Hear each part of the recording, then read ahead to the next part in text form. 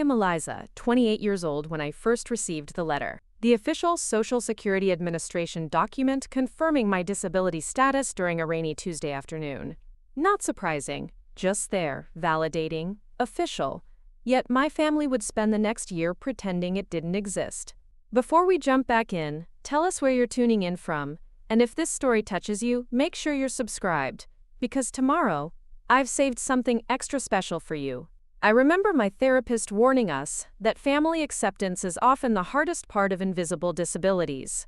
My trembling fingers traced the embossed seal as raindrops raced down my apartment windows, creating shadows that danced across the government letterhead. My parents and I always had a complicated relationship, but I needed to share this news. I had no idea this official recognition would begin 12 months of gaslighting and emotional warfare. Before I share my fight for dignity and self-advocacy, let me know where you're watching from.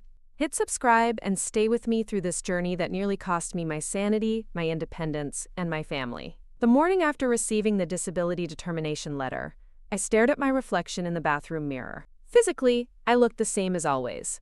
Shoulder-length auburn hair, green eyes with dark circles underneath from chronic fatigue, and a face that appeared deceptively healthy.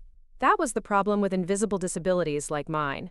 Fibromyalgia, chronic fatigue syndrome, and POTS, Postural Orthostatic Tachycardia syndrome. They left no visible markers for the world to see. I was working as a part-time graphic designer in Portland, Oregon, struggling to maintain even reduced hours as my conditions worsened. The irony wasn't lost on me that I specialized in creating visually striking images while battling diseases nobody could see. After 3 years of doctors, specialists, tests, and dismissals, the SSA's recognition felt like vindication.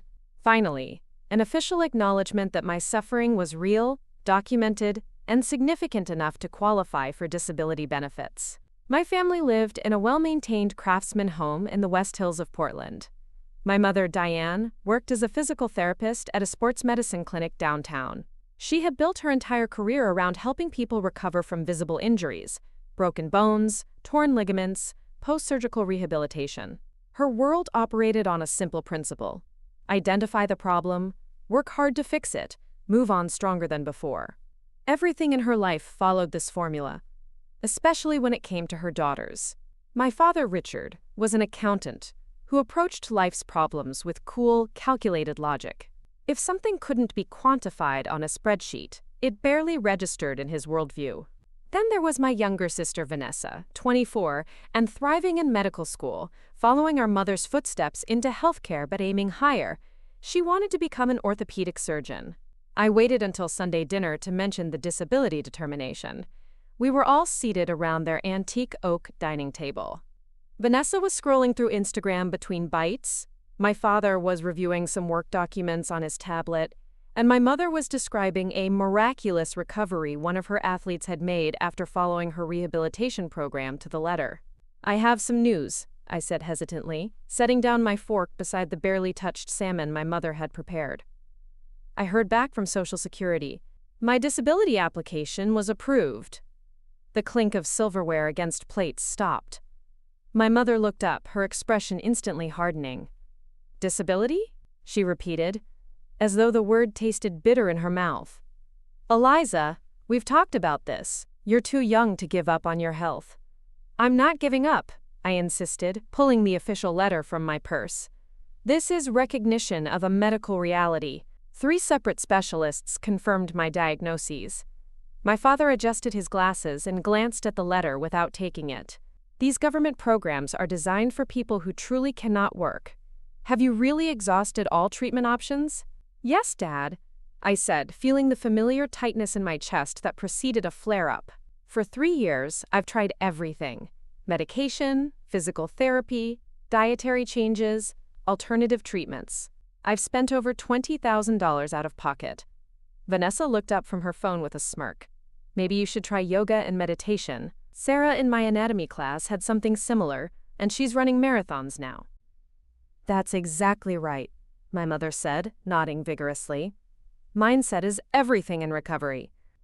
Once you label yourself as disabled, you're creating a self-fulfilling prophecy." I took a deep breath, trying to remain calm.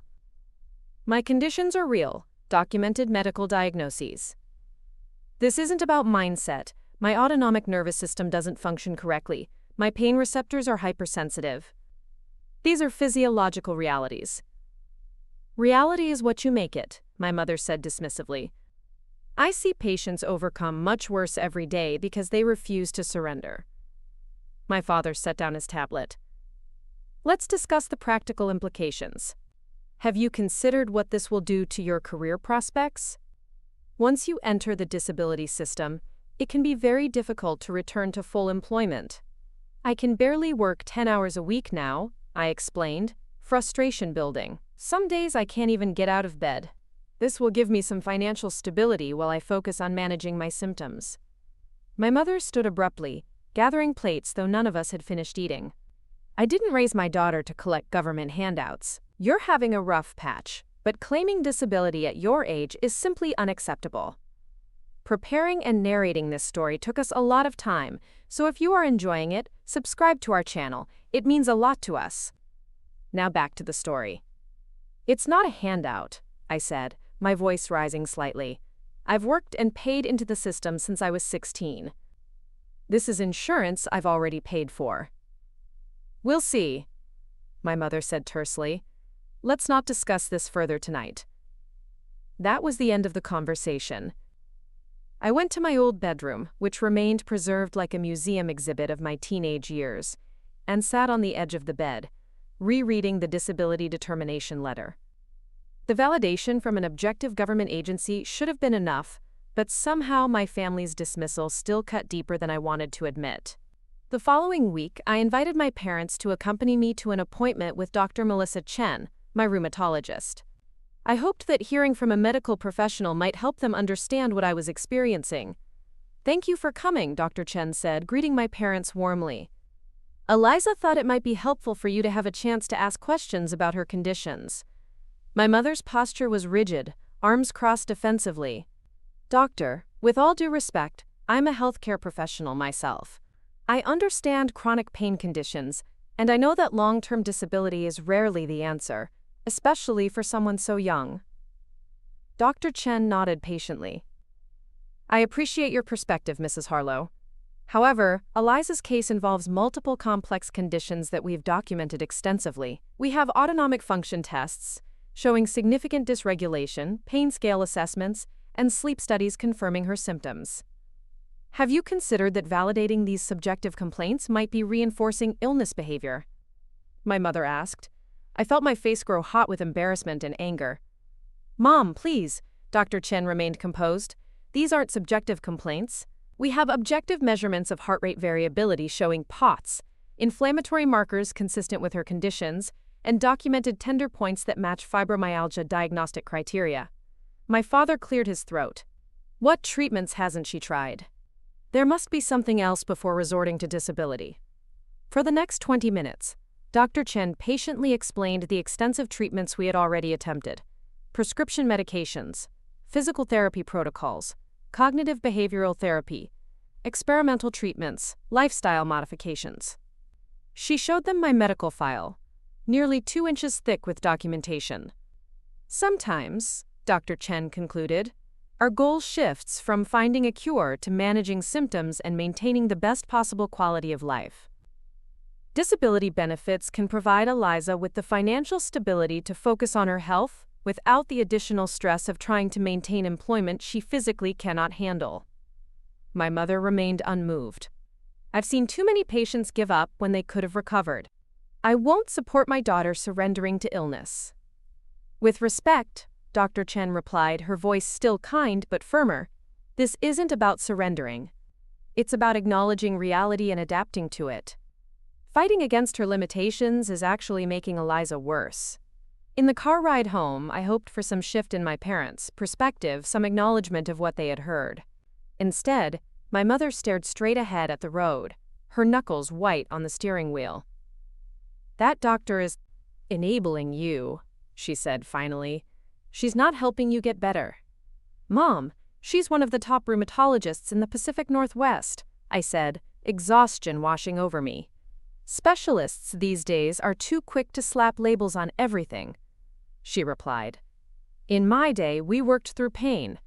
We didn't let it define us. My father, ever the peacekeeper, interjected. Let's all think about what we heard today and discuss it when emotions aren't so high. But that discussion never happened. Instead, my mother began sending me links to articles about miraculous recoveries from chronic illness, stories of people who beat conditions like mine through positive thinking, extreme diets, or experimental treatments. My father forwarded research papers questioning the legitimacy of fibromyalgia as a diagnosis. When I visited their house the following month, I discovered a stack of books on my bed. Healing Back Pain, The Mind-Body Connection, It's All in Your Head, True Stories of Imaginary Illness, and The Power of Positive Thinking. The message was clear. They believed my illness was psychological, a failure of willpower rather than a legitimate medical condition. During this time, my sister Vanessa became my mother's ally. You know, she said during one family dinner, we're learning about these conditions in med school. There's a strong correlation with anxiety and depression. Have you considered that this might be psychological? My mental health struggles are a result of chronic pain and fatigue, not the cause, I tried to explain. The direction of causality matters. But the brain is powerful, she insisted. You've always been sensitive, even as a kid.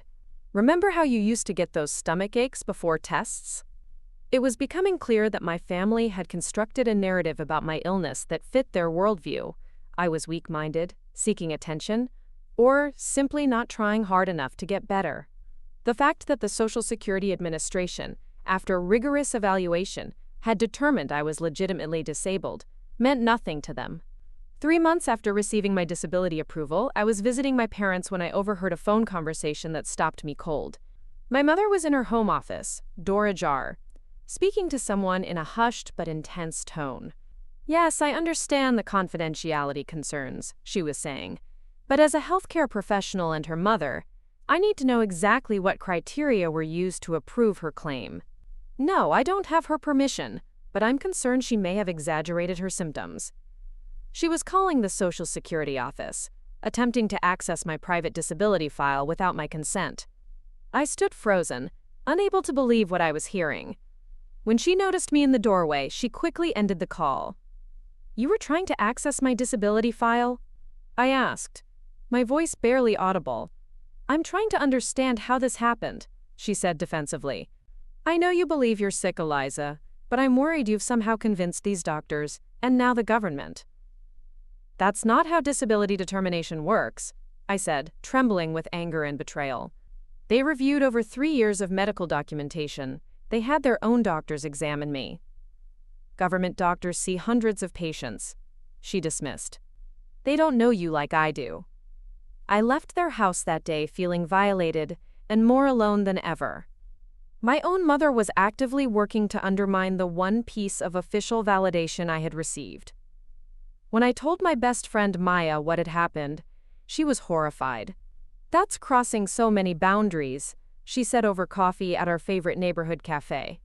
Maya had been my rock throughout my health struggles, never questioning the reality of my experience. Maybe you need some distance from your family right now. They're still my family, I said, stirring my tea absently. I keep hoping they'll come around eventually. But at what cost to you? Maya asked. Every time you see them, you have a flare-up afterward. I can see the physical toll these interactions take. She was right.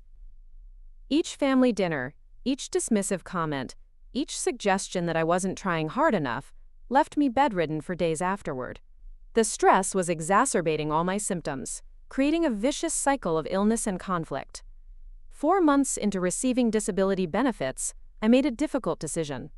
I would limit contact with my family, seeing them only on major holidays and establishing firm boundaries around discussions of my health. I wrote them a letter explaining my decision, hoping the written format might help them hear me in a way face-to-face conversations had failed to do.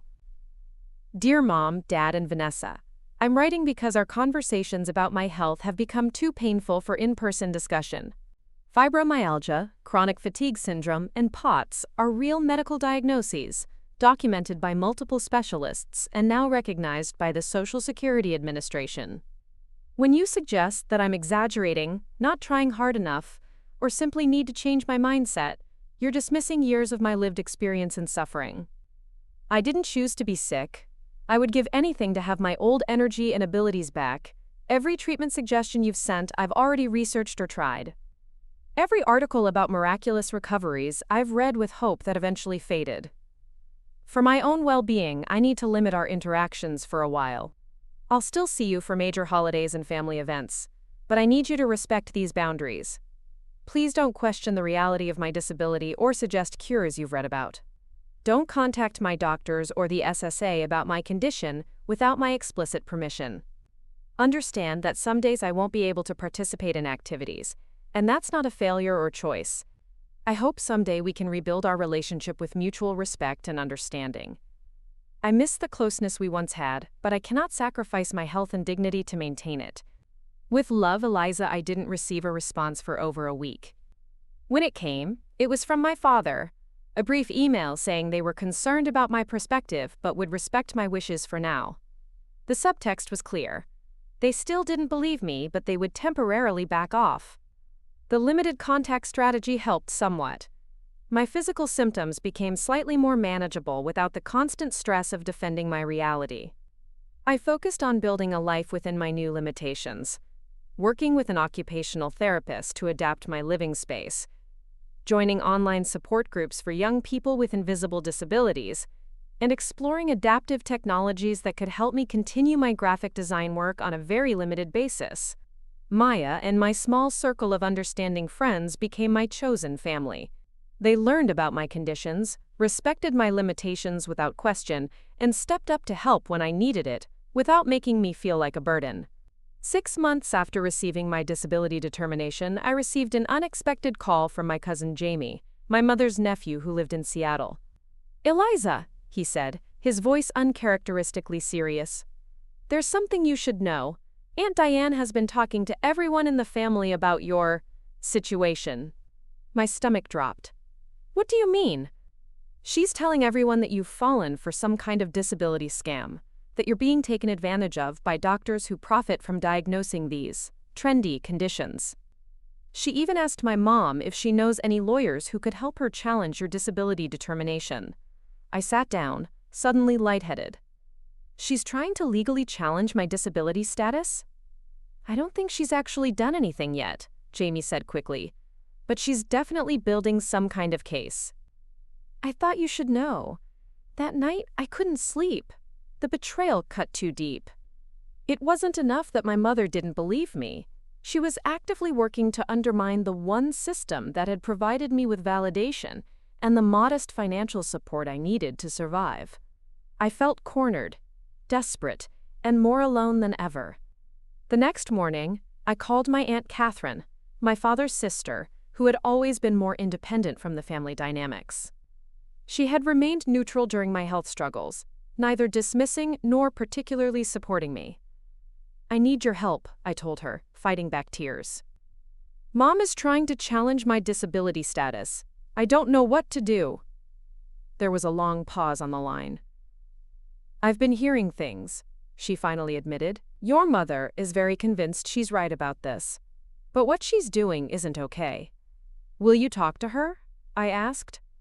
"Or to Dad? They might listen to you." "I can try," Aunt Catherine said, though she sounded doubtful.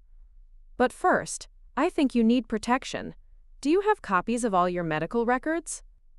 "Most of them," I said. "Get everything," she advised. "Every test result, every doctor's note, everything the SSA sent you. And you should consult with a disability rights attorney, just in case." Following her advice felt like preparing for war with my own family. But I knew she was right. The next week, I spent what little energy I had collecting and organizing my medical documentation. My primary care physician, Dr. Westfield, was disturbed when I explained why I needed everything.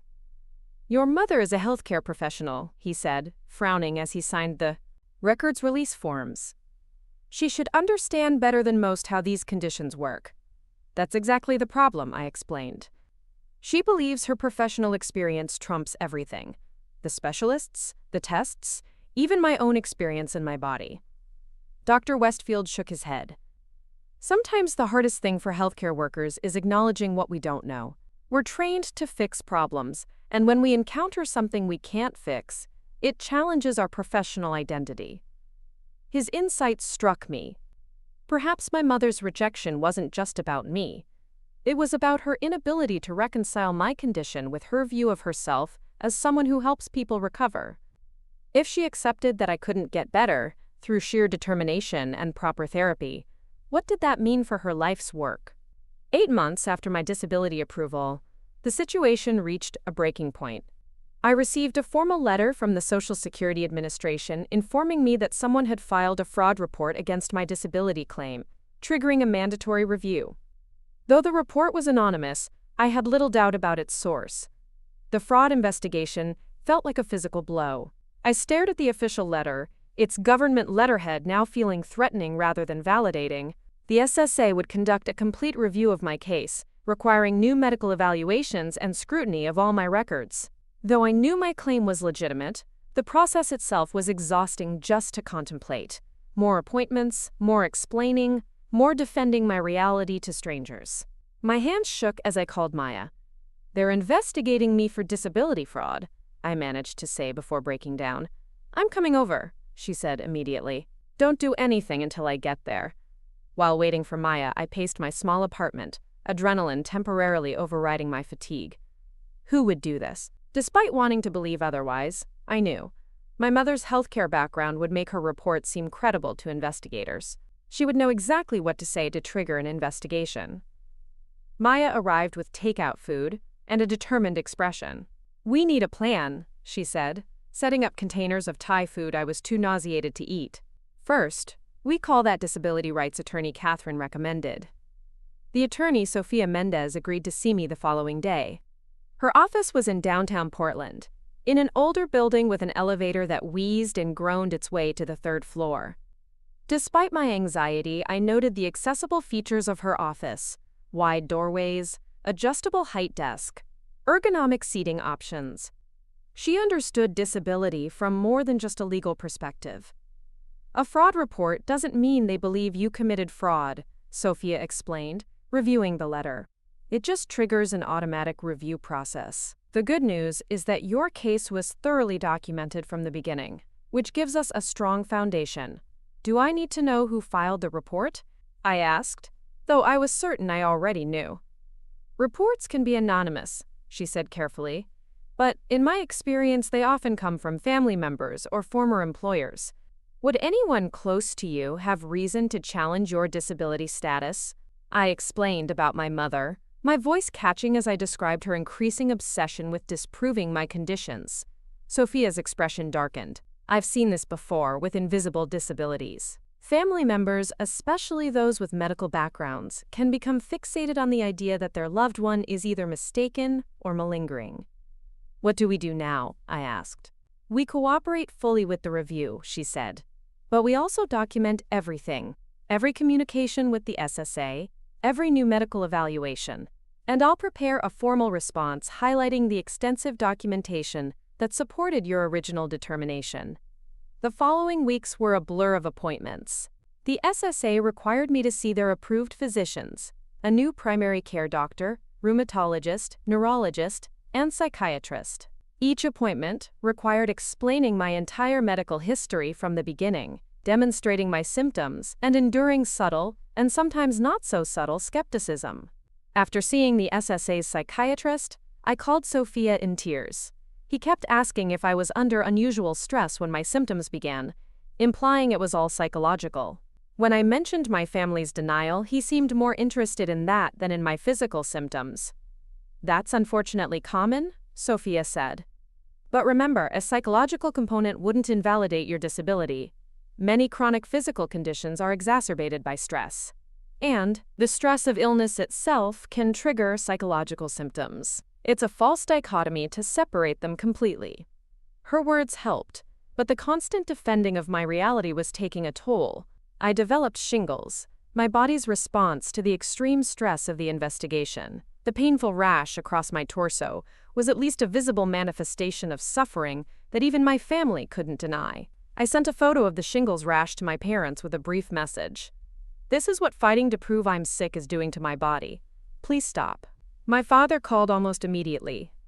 Eliza, I had no idea things had gotten this bad, he said, his voice strained. Your mother is at a conference this weekend. Can I come see you? When he arrived at my apartment the next day, I was struck by how much older he looked. His hair had more gray and the lines around his eyes had deepened.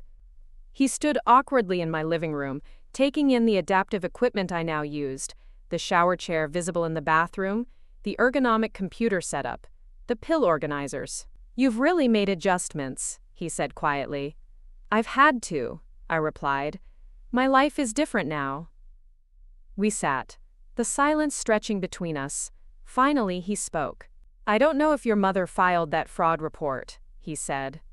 She hasn't told me if she did, but I'm ashamed that I let things get to this point without stepping in. It wasn't the full acknowledgement I wanted, but it was something. Why, Dad? Why couldn't you believe me? He stared at his hands. It's complicated. Your mother has been the authority on health matters in our family for so long, and the idea that you might have conditions that can't be fixed. He trailed off, then continued more softly. It's easier to believe you're mistaken than to accept that you might suffer for the rest of your life with no cure. It's easier for you, I said. Not for me. He nodded slowly. I see that now. What can I do to help with this investigation? Just believe me, I said, tears welling up. Stand up for me, even to Mom. That would mean everything. He promised to try, though I could see the conflict in his eyes. Standing against my mother wasn't something he had much practice doing. Still, his visit represented the first crack in the united front my family had presented against my disability. The day after my father's visit, my sister Vanessa called, something that had become rare since our relationship deteriorated. Dad told me about the fraud investigation, she said without preamble. Did Mom really do that? I don't know for certain, I said carefully, but who else would? There was a long pause. I found something, she finally said. I was looking for a reference book in Mom's home office, and I found a file with your name on it. There were printouts of your social media posts, notes from when you've mentioned symptoms, even copies of medical research she's using to build some kind of case. My blood ran cold. She's been documenting me? It's like she's obsessed with proving you wrong, Vanessa said, her voice uncertain for the first time. I never realized how far she'd taken this. It's not normal, Eliza. No, I agreed. It's not. I don't know what to think anymore, my sister admitted. In med school, they're teaching us about these conditions now, acknowledging they're real and complex. It's not like when Mom was trained. It was the first time anyone in my immediate family had acknowledged that my mother's medical understanding might be outdated. A small victory, but significant. Will you tell the truth if the SSA contacts you about me? I asked. Of course, she said, sounding surprised that I would doubt it. I've never thought you were lying, Eliza. I just thought, I don't know, that maybe the doctors were being too quick to give up on finding a cure. They haven't given up, I corrected her. But they're focused on helping me live with these conditions rather than pretending they'll disappear with enough positive thinking. Our conversation ended with no dramatic reconciliation, but with a tentative bridge beginning to form. Vanessa promised to talk to our mother, though we both knew how difficult that would be. The SSA investigation continued with more paperwork and interviews. Sophia advised me to request copies of all the evidence being considered, including the original fraud allegation. After several formal requests, we received a partially redacted copy of the report. Though the name was blacked out, the report contained details only my mother would know. References to specific childhood illnesses, mentions of family vacations where I had shown surprising stamina, and claims that I had a history of exaggerating symptoms for attention. Most damning was a statement that the reporter was a healthcare professional with over 30 years of experience, who could confidently state that these diagnoses are questionable at best. Sophia was furious when she reviewed it. This crosses so many ethical lines, she said. A healthcare professional using their credentials to undermine a family member's disability claim? The medical licensing board would have serious concerns about this. Are you suggesting I report my own mother to her licensing board? I asked, horrified. I'm not suggesting anything yet, Sophia said more gently. But this report misrepresents medical facts and uses a professional credential to give weight to what are essentially personal opinions. That's problematic on multiple levels. That night, I couldn't sleep, turning over the impossible situation in my mind. My mother's denial had escalated from dismissive comments to active sabotage. How had we reached this point? What would happen to our family if I took formal action against her? In the morning, I called Dr. Chen, my rheumatologist, and forwarded her the redacted fraud report. This is disturbing, she said after reviewing it. Whoever wrote this is misrepresenting the diagnostic criteria for your conditions and making claims that contradict the objective evidence we've documented. It was my mother, I said quietly. There was a long pause. I suspected as much, Dr. Chen finally said. Eliza, I don't say this lightly, but this has become a patient advocacy issue. Would you allow me to write a formal letter to the SSA addressing the specific medical inaccuracies in this report? Please, I said, relief washing over me. I need all the help I can get. Over the next week, my medical team rallied around me. Dr. Chen wrote a comprehensive letter addressing each claim in the fraud report, with references to my medical tests and the current scientific understanding of my conditions. My neurologist provided additional documentation of my autonomic nervous system dysfunction. Even my therapist wrote a letter detailing the psychological impact of family denial on chronic illness patients, citing research studies.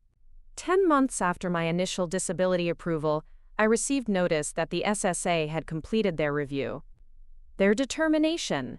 My disability status was affirmed, with no evidence of fraud found.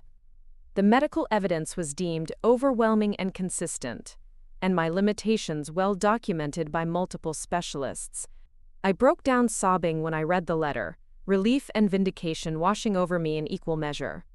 Sophia called to congratulate me, but also to warn me that this might not be the end of the family conflict. You've been officially validated twice now, she said. But some family members can become more entrenched in their denial when faced with evidence that contradicts their beliefs. She was right to warn me. When I forwarded the SSA's determination to my parents, my mother's response was immediate and furious. She called while I was resting, and I made the mistake of answering. How did you manipulate them? She demanded without greeting. What did you tell them? I didn't manipulate anyone, I said, my heart racing. They reviewed all the evidence and made their determination based on medical facts. This is ridiculous, she fumed. You've somehow fooled everyone, and you're throwing away your life hiding behind these diagnoses. Mom, I said, trying to keep my voice steady. I need to ask you something important. Did you file the fraud report against me? The silence that followed was answer enough. How could you?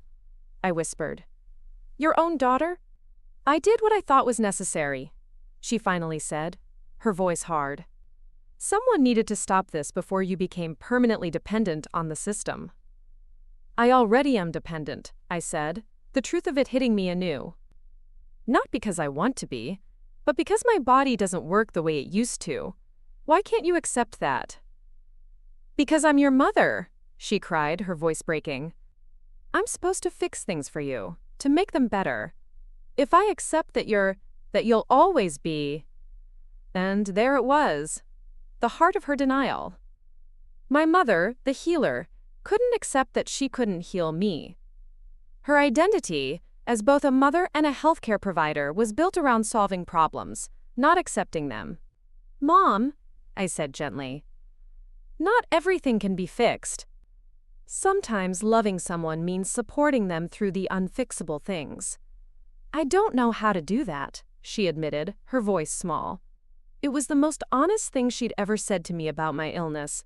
Not acceptance, not yet, but at least an acknowledgement of her struggle. Maybe we could learn together, I suggested. There's a family support group at the Chronic Illness Center. Would you consider going, just once? She didn't commit, only saying she would think about it before ending the call. It wasn't resolution, but it was a tiny opening. The first time she'd expressed anything other than certainty that I was wrong. That evening, my father called. "Your mother told me about your conversation," he said. "She's upset." "I know," I sighed. "But Dad," she admitted, filing a fraud report against me. "Do you understand how serious that is?" "She thought she was helping you," he said, though his defense lacked conviction.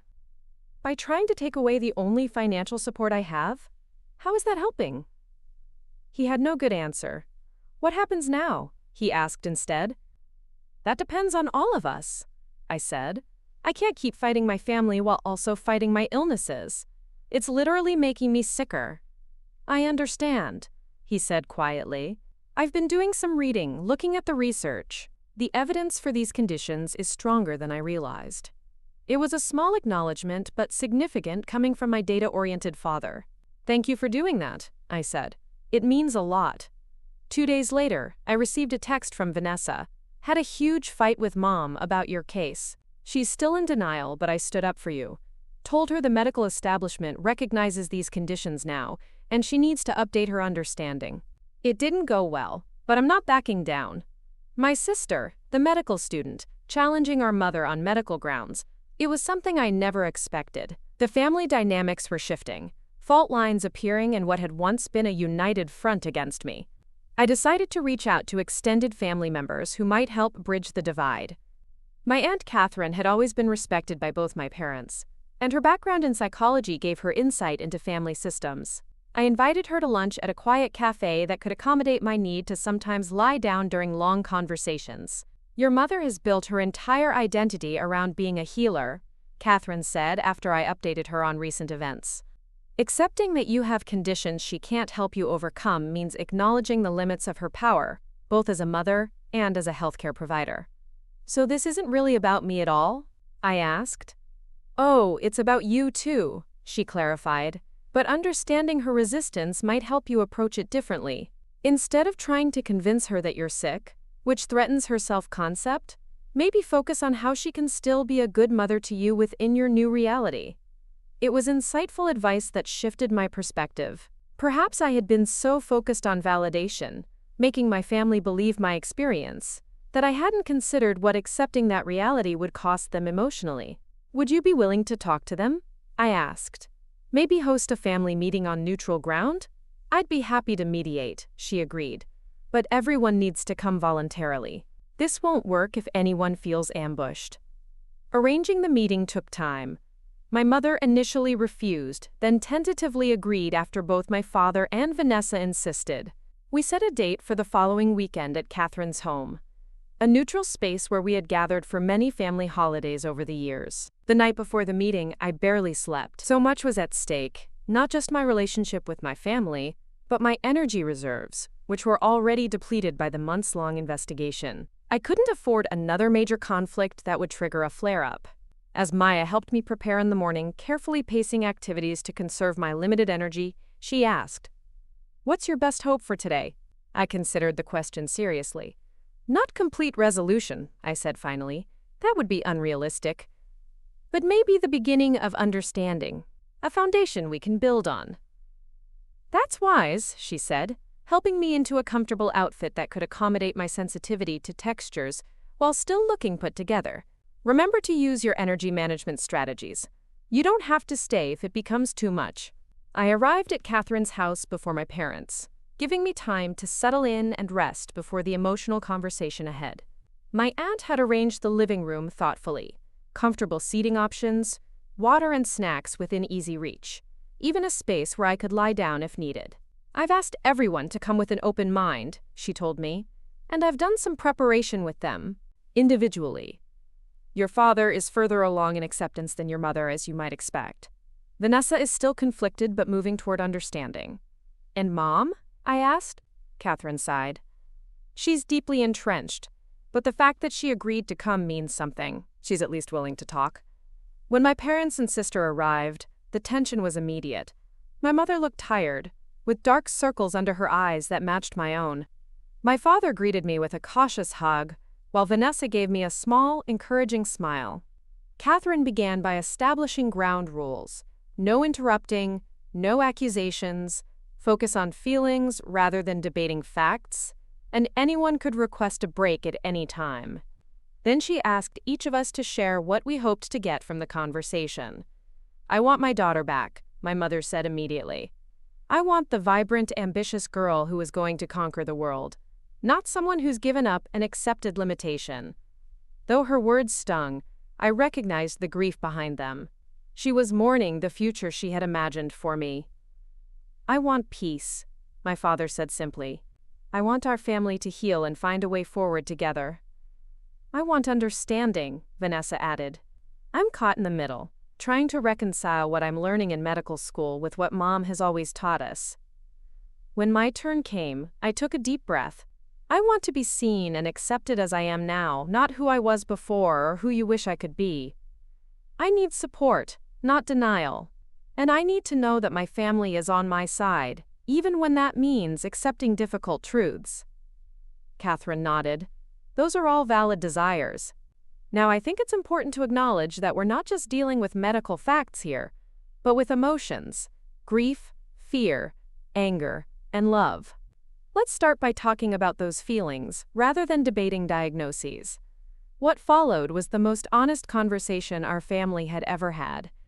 My mother spoke of her fear that accepting my limitations would somehow make them more real, her grief over the life she had envisioned for me, and her profound sense of helplessness in the face of conditions she couldn't heal.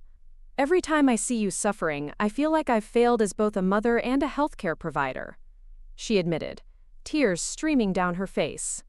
"It's easier to believe you're mistaken than to accept that I can't fix this." I shared how her denial had magnified my suffering, forcing me to fight for legitimacy when I needed to focus on managing my conditions. "The hardest part hasn't been the physical symptoms," I told her. "It's been feeling abandoned by the people I love most when I needed them most."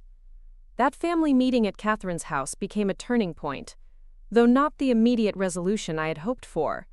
My mother didn't suddenly accept my disability or apologize for filing the fraud report, but something subtle shifted in how we communicated.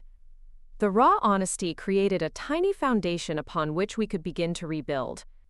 "I'd like to propose something," Catherine said as our emotionally exhausting conversation wound down. "What if we commit to learning together? Not debating diagnoses, but understanding Eliza's daily reality and how we can best support her." "What would that look like?" my father asked, clearly relieved at the practical suggestion. "It might start with education," Catherine explained. "There are family programs at the Chronic Illness Center where relatives of people with invisible disabilities can learn about the conditions, connect with other families, and develop supportive strategies." My mother remained silent, staring at her hands. "I'd be willing to try," my father said, looking at my mother questioningly. After a long pause, she nodded slightly. "I can at least listen," she conceded, which was more than I had expected. "And I think it would help if you experienced a day in Eliza's life," Catherine continued. "Not to convince you of anything, but to understand the practical challenges she faces." The idea of my family witnessing my daily struggles made me feel vulnerable, but I recognized the potential value. "I'd be open to that," I said. "Maybe you could each spend a day with me, following my routine, my limitations, my pacing strategies." Vanessa immediately agreed. My father nodded thoughtfully. My mother hesitated before saying, "I'll consider it." We left Catherine's house that day with no dramatic reconciliation, but with small commitments to a different approach. For the first time since my diagnosis, we were acknowledging my disability as something to be understood, rather than debated. The following week, Vanessa became the first to experience a day in my life. She arrived at my apartment at 8 a.m., just as I was struggling through my morning routine. She watched as I moved slowly, conserving energy, taking breaks between basic tasks like showering and dressing. "You really plan everything around energy management, don't you?" she observed as I sat down to rest after making breakfast. "I have to," I explained. "I have a limited energy budget each day. If I exceed it, I'll crash for days afterward. It's like having a cell phone battery that only charges to 30% and drains 3 times faster than normal." She nodded, taking notes in the small notebook she'd brought. "In med school, they're starting to teach us about spoon theory and energy management for chronic conditions. but seeing it is different. We spent the morning at my apartment, where I showed her my careful scheduling system, my medication regimen, and the adaptive equipment that helped me function independently. After lunch, we had a telehealth appointment with my POTS specialist, where Vanessa listened intently as we discussed symptom management strategies. By mid-afternoon, I needed to rest. "This is non-negotiable," I explained as I prepared to lie down. "Without this rest period, I can't function for the remainder of the day." "What happens if you push through?" she asked. "Cognitive dysfunction, increased pain, and eventually a crash that could leave me bedridden for days," I said. "I've learned the hard way that preventing crashes is easier than recovering from them." While I rested, Vanessa reviewed the materials Dr. Chen had provided about my conditions. When I emerged an hour later, she had questions. Thoughtful, medical student questions that showed she was taking this seriously. "The autonomic dysfunction with POTS explains so much about your symptoms," she said.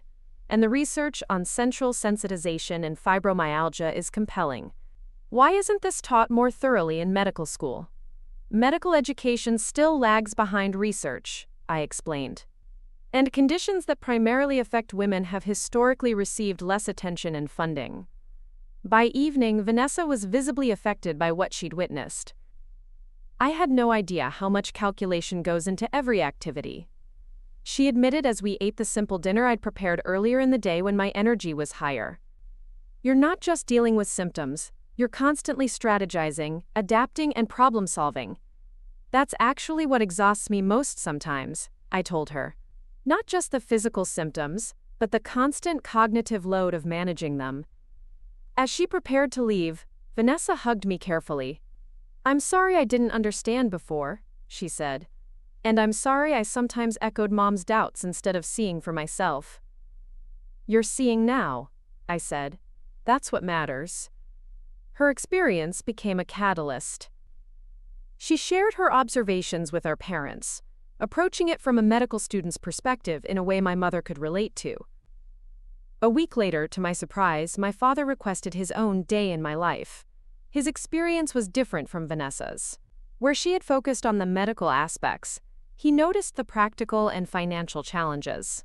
He saw how I'd adapted my graphic design work to accommodate my limitations, how I carefully tracked expenses to manage on my disability income, and how much energy simple errands required. "You're running your life like a complex project management operation," he observed as I showed him my weekly planning system. "Budgeting energy the way most people budget money." "That's exactly it," I said, grateful for his analytical understanding. "And just like financial budgeting, there are unexpected expenses and emergencies that throw everything off balance." He accompanied me to the pharmacy, where we encountered an insurance problem with one of my medications. He watched as I calmly but firmly advocated for myself, explaining the prior authorization to the pharmacist and negotiating a temporary solution. "You've become quite assertive," he noted afterward. "I remember when you would have been too anxious to handle a situation like that." "Necessity," I explained. "When your health depends on it, you learn to advocate for yourself." The day was physically taxing but emotionally rewarding. My father asked thoughtful questions and listened carefully to my answers. He observed the accessibility challenges I faced navigating public spaces, the calculations I made about whether activities were worth their energy cost, and the careful pacing that governed my days. That evening, as we sat in my small living room, he said something that caught me off guard. "I'm proud of you, Eliza." "For what?" I asked, genuinely confused. In my family's achievement-oriented culture, proud was reserved for accomplishments, degrees, promotions, awards. "For your resilience," he said. "You faced something incredibly difficult, and instead of giving up, you've adapted. You've created a life with meaning and purpose within your new limitations. That takes more strength than succeeding in conventional ways." Tears welled in my eyes. This acknowledgement of the strength it took to live with disability rather than focus on what I couldn't do was what I'd needed all along. "Thank you," I whispered. "That means more than you know." Before leaving, he hesitated, then said, "I'm going to talk to your mother. Really talk to her. I've been too passive in all this, letting her drive the family response to your health." That stops now. I didn't know what would come of that conversation, but his acknowledgement of his role in the family dynamics gave me hope. My mother's participation remained the biggest hurdle. After both Vanessa and my father shared their experiences, she finally agreed to attend a family education program at the Chronic Illness Center, not to spend a day with me, but to learn from medical professionals who specialized in invisible disabilities. The program ran for 4 weeks, one evening session per week. Maya agreed to attend with me for moral support, sitting between me and my mother during that first tense session. The facilitator, Dr. Martinez, had years of experience working with families struggling to understand chronic illness. One of the most common challenges, she explained during the first session, is reconciling the invisible nature of these conditions with their very real impact. We're conditioned to believe what we can see, which makes invisible disability particularly difficult to comprehend. I watched my mother from the corner of my eye, noting how she sat with her arms crossed, her expressions skeptical but attentive. When Dr. Martinez explained the neurobiological basis of pain amplification in fibromyalgia, showing brain scans that demonstrated physical differences, I saw my mother lean forward slightly, her professional interest engaged. During the break, she approached Dr. Martinez with questions, pointed, specific questions that revealed both her medical knowledge and her lingering doubts. To my surprise, rather than becoming defensive, Dr. Martinez welcomed the challenge. "Those are excellent questions," she said. "The skepticism you're expressing has driven much of the research in this field. Let me show you some of the studies that have addressed exactly those concerns." By the end of that first session, my mother hadn't had any dramatic change of heart, but she had committed to returning the following week. It was a start. The second session focused on the psychological impact of chronic illness and family dynamics. Dr. Martinez discussed how families often get stuck in patterns that actually worsen the health of the person with chronic illness. When family members express disbelief or push the person to try harder, she explained, it creates a physiological stress response that directly exacerbates symptoms. The person then becomes more ill, which can reinforce the family's belief that they're somehow doing it to themselves. My mother shifted uncomfortably in her seat. During the small group breakout session, I heard her telling another mother, "I'm a physical therapist. I've always believed in the power of positive thinking and hard work to overcome physical challenges. It's difficult to accept that encouraging my daughter to push through might actually be harming her." The other mother nodded sympathetically. "I was the same way with my son's MS. I kept pushing him to exercise more, believing it would help. I didn't understand that what works for typical rehabilitation doesn't apply to these conditions. I had to completely rethink everything I knew about recovery." Hearing my mother express even the small acknowledgement of her struggle felt significant. She wasn't accepting my disability outright, but she was beginning to question her approach. The third session of the program focused on practical support strategies. Families learned about energy conservation techniques, adaptive equipment, and how to provide helpful assistance without fostering dependency. During one exercise, family members were asked to identify one concrete way they could support their loved one in the coming week. My father immediately said, "I can help research adaptive technology for your graphic design work. There might be tools that would make your job less physically taxing." Vanessa offered, "I can be your medical translator when needed, helping explain your conditions to people who don't understand, including extended family." After a long pause, my mother said quietly, "I can listen without offering solutions. Just listen and believe what you tell me about your experience." It was a small commitment, but a profound one coming from her. For my mother, fixing problems was her love language. Offering to simply listen represented a significant shift in her approach. The final session focused on grief and acceptance. Dr. Martinez explained how both the person with chronic illness and their family members experience grief for the life that was expected, the plans that had to change, the future that now looked different. "This grief is normal and necessary," she emphasized. "Both the person with the disability and their loved ones need to acknowledge and process this grief before true acceptance can happen." During the closing activity, each participant was asked to write a letter to the illness itself, expressing their feelings directly. We didn't have to share these letters, but my mother surprised me by reading hers aloud to the small group. "To my daughter's invisible illnesses," she read, her voice tight with emotion. "I have fought you because I feared you. I feared what you meant for her future, for her happiness.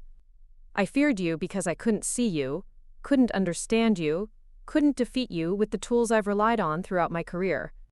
My denial hasn't made you any less real, but it has damaged my relationship with my daughter when she needed me most. I don't fully understand you yet, but I am trying to learn. I am trying to separate my daughter from her conditions, to see that accepting her illnesses doesn't mean giving up on her happiness or potential, just recognizing that her path will be different than I imagined." By the time she finished reading, tears were streaming down my face. It wasn't full acceptance, but it was honest acknowledgement of her struggle and a commitment to try. After the session, she approached me somewhat awkwardly. "I'd like to take you to dinner next week," she said. "Just the two of us. There are things I need to say to you directly." That dinner became another turning point in our journey. We met at a quiet restaurant that could accommodate my sensitivities to noise and lighting. My mother arrived early, securing a corner table away from speakers and kitchen noise. This small consideration, her first acknowledgement of my sensory issues, nearly brought me to tears before we even began talking. "I've been doing a lot of thinking," she began after we ordered, "and a lot of reading. I've reviewed your medical records, not to disprove anything this time, but to understand." I nodded, waiting for her to continue. "I was wrong to file that fraud report," she said, the words clearly difficult for her. "I convinced myself I was protecting you from a system that would label you as disabled for life, but I was really protecting myself from having to accept that my daughter has conditions I can't fix." "Thank you for acknowledging that," I said softly. "Do you understand how deeply that hurt me?" She nodded, looking down at her hands. "I betrayed your trust in the worst way. I can't undo that, but I want you to know, I've withdrawn the fraud allegation, formally." I submitted a letter to the SSA explaining that I was mistaken. "I hadn't expected this concrete step. You did?" "Yes," she confirmed. I also spoke with my clinic director about taking a continuing education course on chronic invisible conditions. The medical understanding has evolved significantly since my training, and I need to update my knowledge, not just for you but for my patients. We talked for hours that night, moving beyond the surface conflicts to deeper issues. She shared how her own mother had dismissed her childhood health concerns, creating a pattern she had unconsciously perpetuated. I explained how her denial had made me doubt my own perceptions, adding a layer of psychological distress to my physical symptoms. "I can't promise I'll never slip back into old thought patterns," she admitted, as the evening wound down. "These beliefs are deeply ingrained, both professionally and personally, but I can promise to catch myself when it happens and to listen when you tell me I'm doing it." "That's all I can ask," I said. "Not perfect understanding, just the willingness to try." She reached across the table and took my hand, a rare gesture of physical affection from my reserved mother. "I've been so focused on the daughter I thought I was losing that I haven't appreciated the extraordinary woman you've become. Your resilience, your advocacy work, how you've adapted your creative talents to your new reality. I see it now and I'm proud of you." Those words, the same ones my father had offered, healed something deep within me. The journey was far from over, but a critical corner had been turned. The following month brought practical changes that reflected our family's evolving understanding.